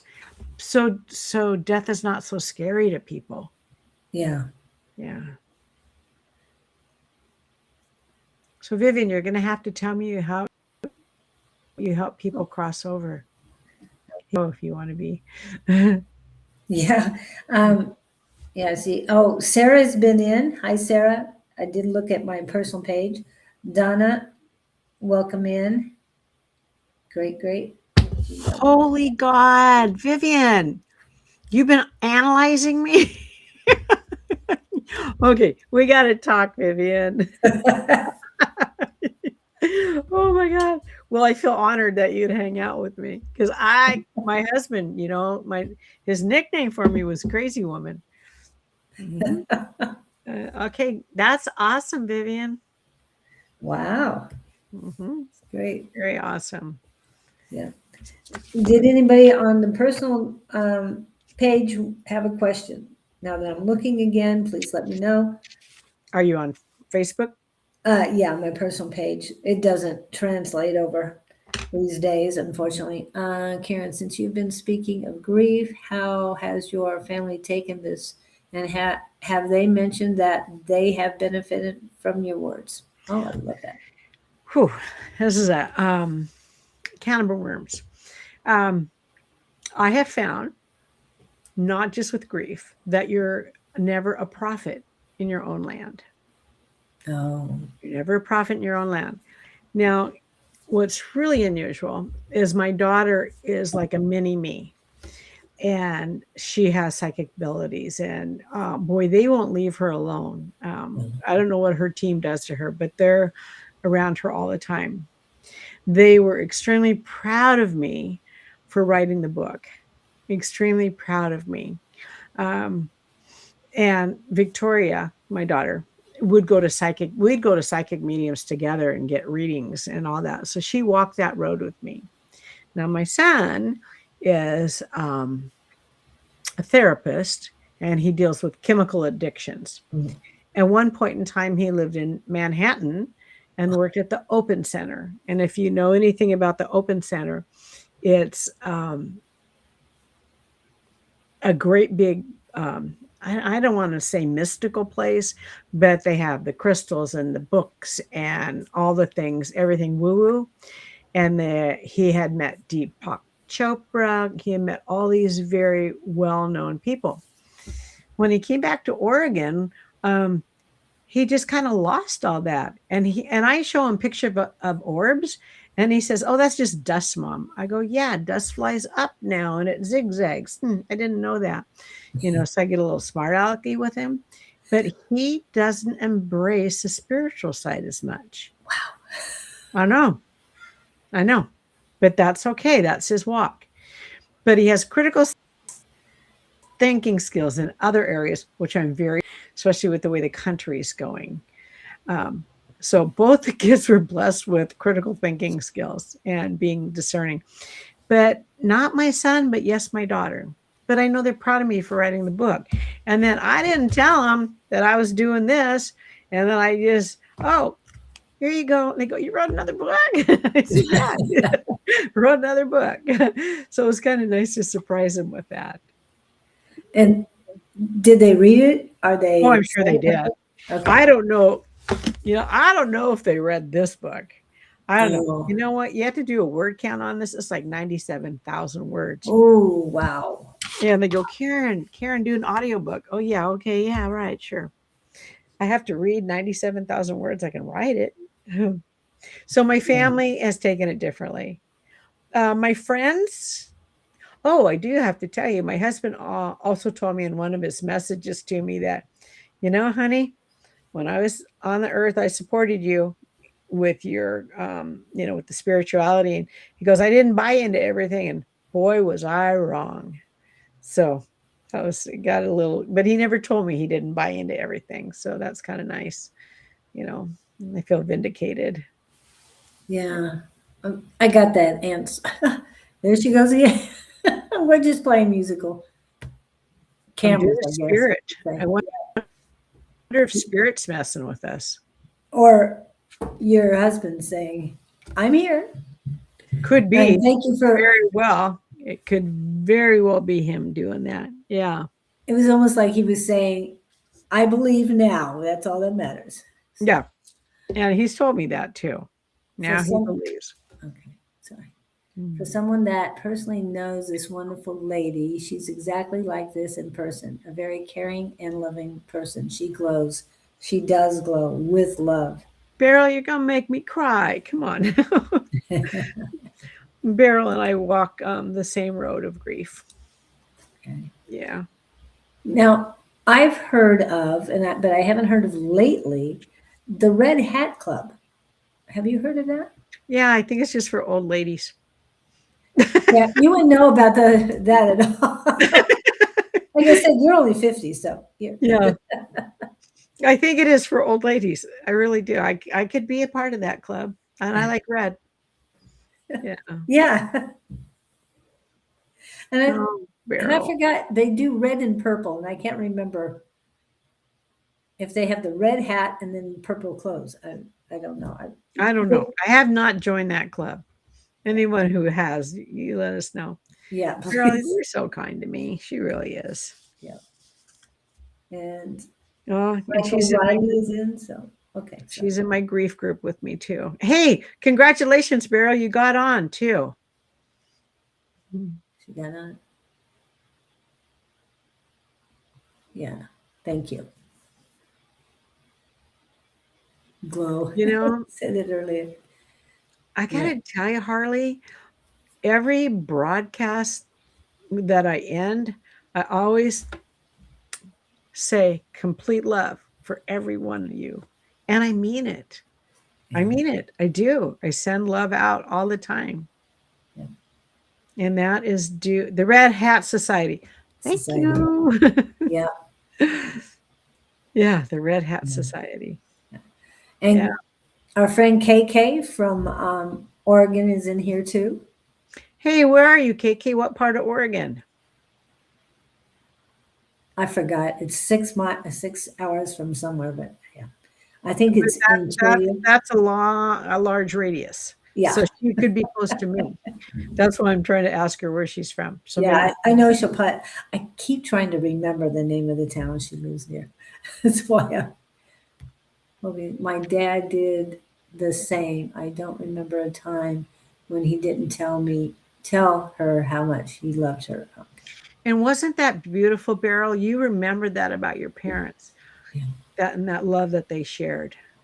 Oh, Pendleton. Pendleton. Woo! You like Pendleton? Oh. I did remember it started with the P, but I have to remember that. Okay. I always kiss you. You blow me kisses back? Oh, Vivian, that's so sweet. Oh. I always wondered if people would think, oh, God, that's so corny, but then I don't care. You know, people are going to judge you no matter what. So don't care. Yeah. And KK is part of our community as well, and she has Oh, 5 horses. I grew up riding horses. I love horses. Those are majestic beings. Messed up my neck quite a bit, but I love them. Here it comes again because I feel her husband here and he's laughing with such joy for whatever reason. He's so proud of you and forever in love. I see him in his uniform What sitting. uniform? Ah, What my uniform? husband, he is so proud of me from wanting to die, Yes. from wanting to die. That's what I want to do. I want to live. I quit eating. I survived on coffee, chocolate, and tequila. And then my hair started falling out. So I decided I should probably eat. And you And made it through it all. even my naturopath said, you do you. You do what you have to do.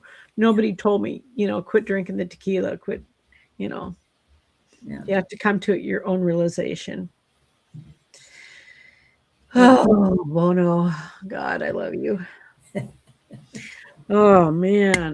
This has been really, woo. God, you guys are beautiful. Thank you. You And for really are. her to have such a great head of hair. I mean, wow. After all of that. Yeah, my kids don't have hair like me. I have So, more hair than both of my kids together. oh, Hey, wait a minute. you're in Skamania? Okay, well, come back to Oregon, Vivian. I'll show you around Portland. Portland's beautiful. That's Skamania is strange. nice too. I wanted to post what KK put in. Nope. Like you said a second ago, you can't be a prophet in your hometown. Lovely area, but the Oh, people. But it won't let me pull that up for some reason. Oh, I know. KK lives in a red area of Oregon. Very So red. that's what I meant, KK. Yeah. Yeah. Cowboys, very, very, very red. I live in the valley. It's blue in the valley. Yeah. Go lie down. Go lie down. Go lie down. But our horses are the greatest part of it. This is really strange. I couldn't pull up KK's information, but where are you in? KK, I'm going to say I'm outside of Portland, so you'll know that area. I'm in Tigard, so Portland, Oregon. Just a hop, skip, and a jump away from the Oregon coast, Yeah. If you come up this direction, let me know. And Vivian, I got an extra bedroom too, if you stay here. Because they're being really quiet. I'm very proud of them today. Yeah. Yeah. Your husband is here. Keeping them quiet. KK in Milton Freewater when I started teaching. And when I drove down there in 1976, it said Reagan all over the place. And my dad went with me because he didn't want me to. And checked into the hotel, and they go, "You must be the new school marm." I thought, okay, I am not taking a job here. You got Reagan all over, and they know who I am. Oh, wow. Yeah. So I stayed here. Oh, that's a great idea, Sandra. Watching something funny. Yeah, something comedic. I didn't do that. Well, you weren't ready for that yet. Yeah. Yeah, I am just a few hours away. Have you been to the coast? Because we could go to the coast. Coast is so beautiful. Yeah. Yeah. I know. Isn't that cool? Isn't that cool? Not too bad. And Oregon, you guys come to Oregon. It is so beautiful here. We have the coast. We have mountains with snow. We have the desert. And we have Crater Lake. It's a gorgeous state. We want everybody to come to Arizona too. Oh God, no. It's desert and dust and hot. Sorry. Have you ever heard of Flagstaff? Yes. But I like to be able to go outside during the day too. Yeah. Mountains and snow and yeah. Well, see, yeah, I like the 4 seasons. I like the rain. I like the because I have a friend who's always on Facebook with me and saying, "Oh, I'm wearing," and I said, "Let's be perfectly clear. I'm really happy where I live. I like but Oregon is very beautiful.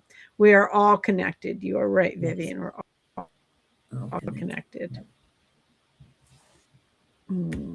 Yep, Harley, you're right. Grief has its own timing.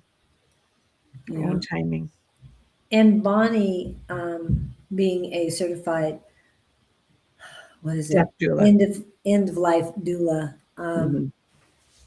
and what she's gone through, the passings of loved ones.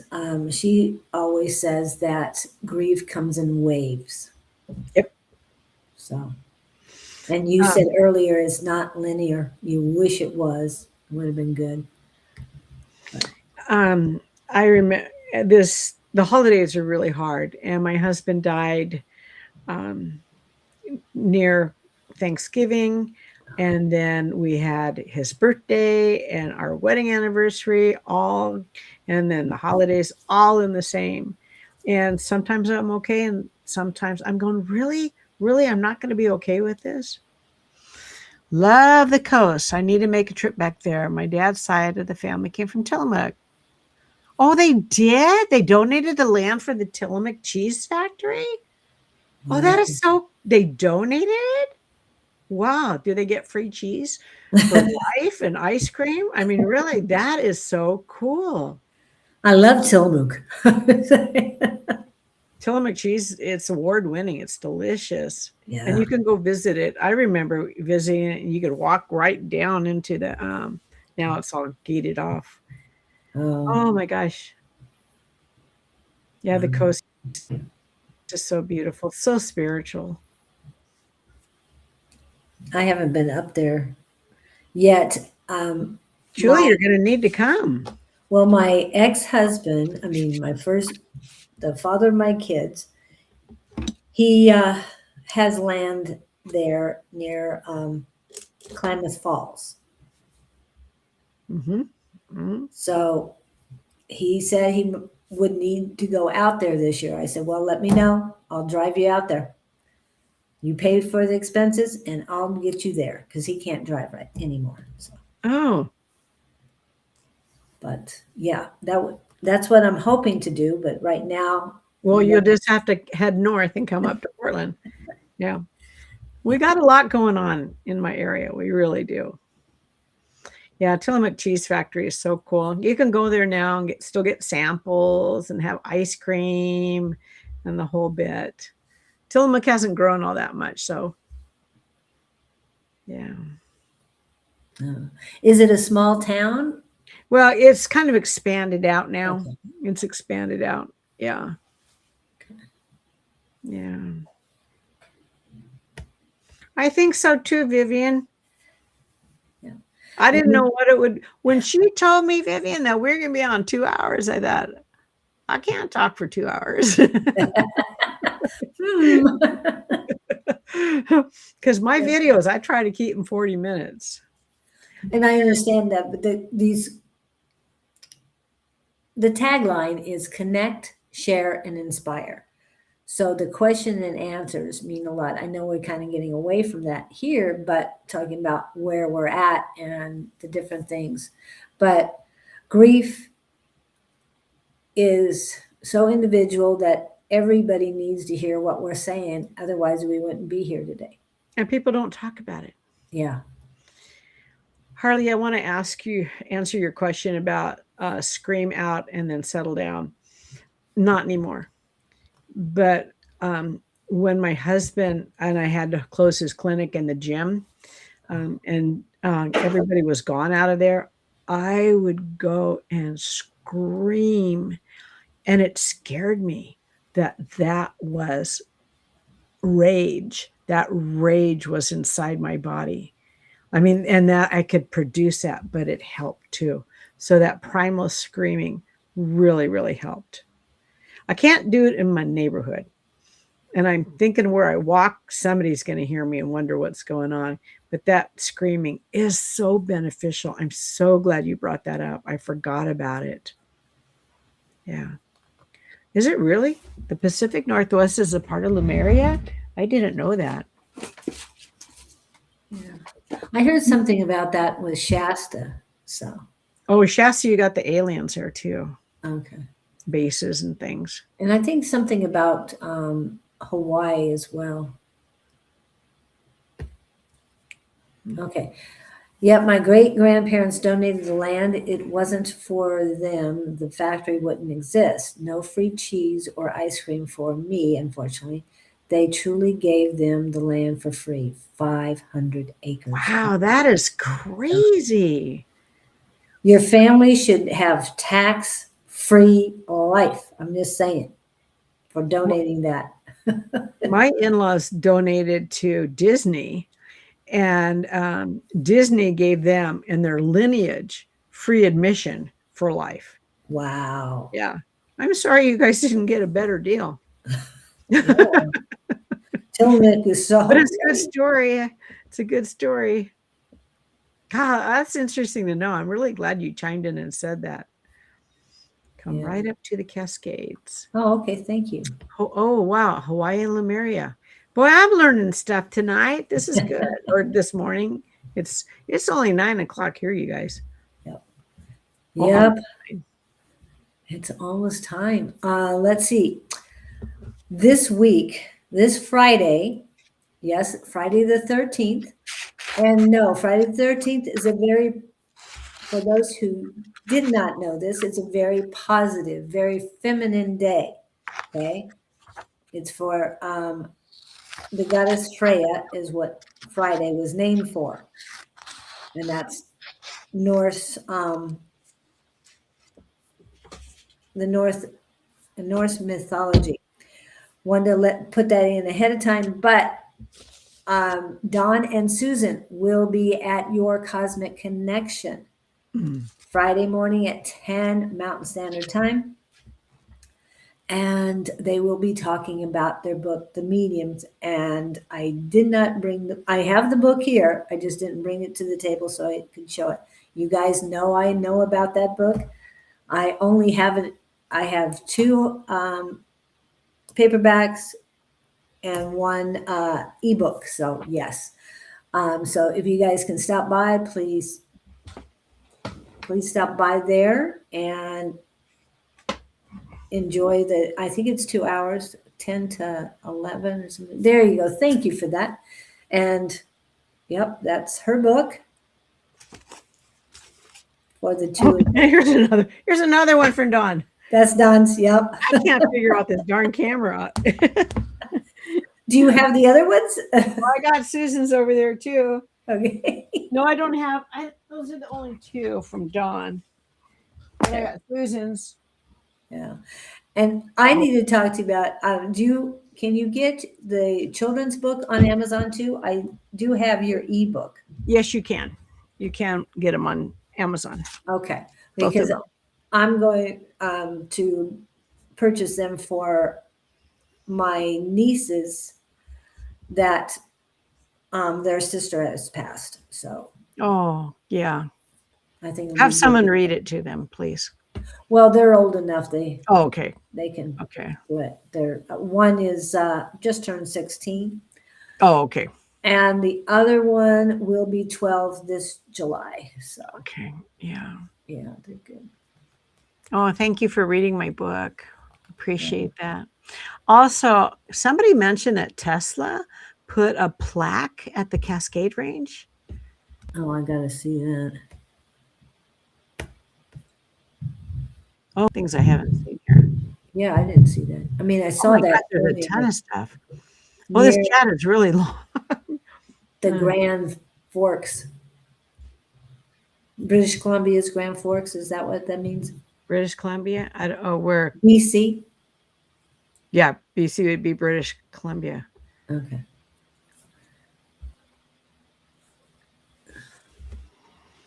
Organic, lactose-free ice cream. That does not sound very good. Sorry, Vivian. I'm sure I like the organic. Did you finish reading? Oh, okay, I started. Ice cream's food of the gods. It is. I'll have to learn how to make something special on that. Sharing, stay safe and protected. Healing, abundant blessings always till we meet again. Have a blessed Valentine's Day. Yes, and this Saturday is Valentine's Day. So please enjoy, take care, send your love out. It's very important. What was the other thing? Oh, yes. Friday, I should be on with Scott at 9 a.m. Mountain Standard Time. And what else? Remember that Friday Night Live Happy Hour will be at 5 to 7. 5 to 7 Mountain Standard Time with Bonnie and Jess. Jess hasn't come in today. Bonnie's been here. Happy Hour. Unless it's Angie or somebody else. Oh, when's your birthday? On Valentine's Day, KK?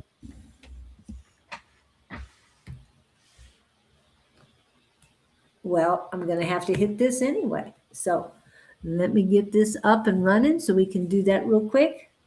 No, Harley, I have not. I have not done any medical. Happy birthday to ya. Happy birthday. Happy birthday to ya. Happy birthday. That's funny. That was cute. Don put it together, so I use it whenever I get a chance for birthdays. Happy birthday, everybody.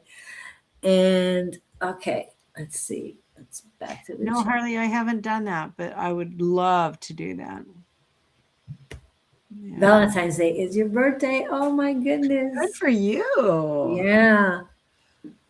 And that is Statehood Day in the state of Arizona, just so you know. All right, let's see what else we got. Karen. Oh, no, she said no. Okay, next.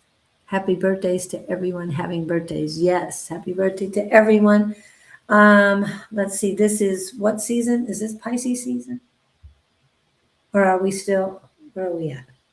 I can't remember what. Oh, Aquarius season, sorry. It's Aquarius season, I know that. My mother's is on the 16th, so that's Monday. That's also President's Day. Oh, that's right. Yeah. So it's a Monday holiday.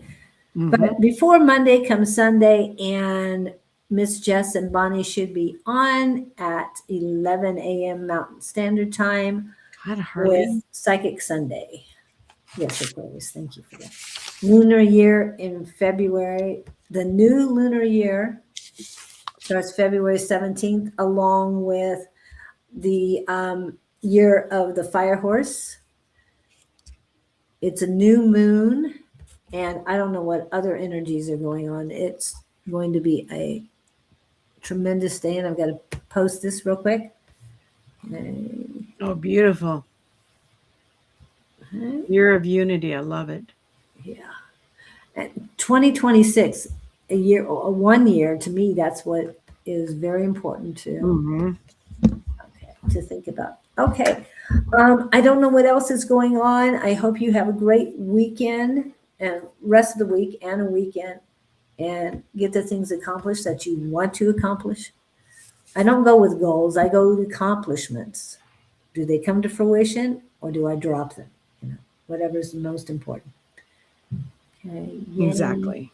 So, and I know it's going to be a tough weekend for you. It's going to be a tough weekend for a lot of us that are still dealing with grief. And yes, we'll probably be dealing with grief for the rest of our life. Yeah. You don't get out of it.